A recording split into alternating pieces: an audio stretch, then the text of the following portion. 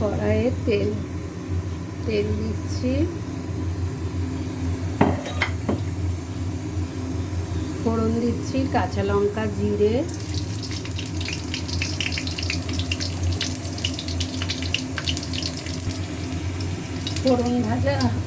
ফোড়ন ভাজা হয়ে গেছে। এবারে দিচ্ছি নুন, হলুদ, আদা, জিরে, সামান্য একটু শুকনো লঙ্কার গুঁড়ো দিয়েছি।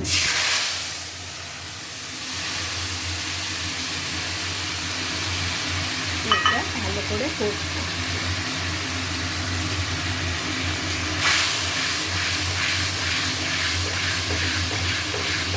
এটা তেল ছাড়বে, যতক্ষণ তেল ছাড়বে না ততক্ষণ কষেই যাবে। এটা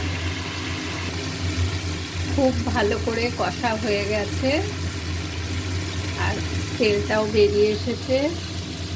এবারে দিচ্ছি কচু শাক।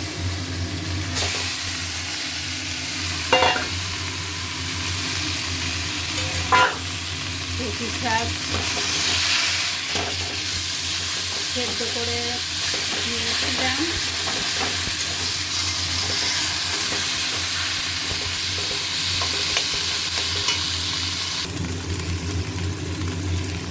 কচু শাক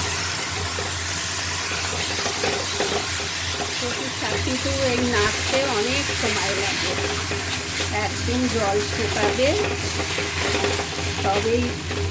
তবেই ভালো হচ্ছে, খেতে হবে। এবারে চিংড়ি মাছগুলো দিয়ে দিলাম।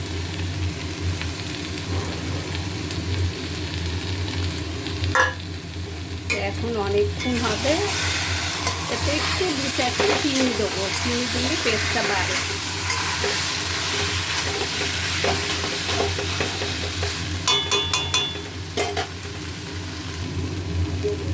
আমার কচুর শাক হয়ে এসেছে, এই 2-4টে চিনি দিলাম।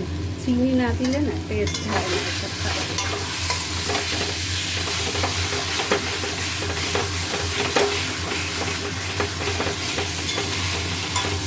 এতে যত নাড়বে তত টেস্ট হবে।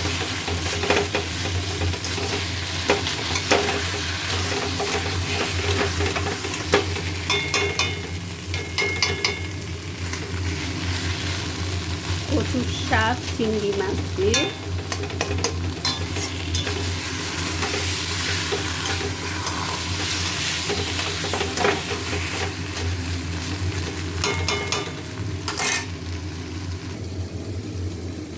আজকে আমাদের দুপুরে আছে ডাল, এখানে হচ্ছে কাঁচকলা, ডাঁটা, আলু, কলা, রাঙা আলু আর হচ্ছে থানকুনি পাতা আর বড়ি দিয়ে একটা ঝোল হয়েছে।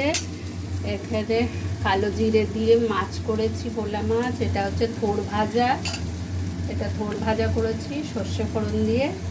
আর এটা হচ্ছে দেশি আমরা টক করেছি, দেশি আমরা টক, আর সঙ্গে রয়েছে কচু চিংড়ি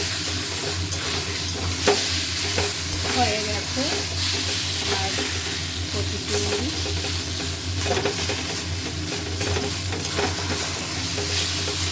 রাখলাম। বন্ধুরা সবাই খুব ভালো থাকবেন।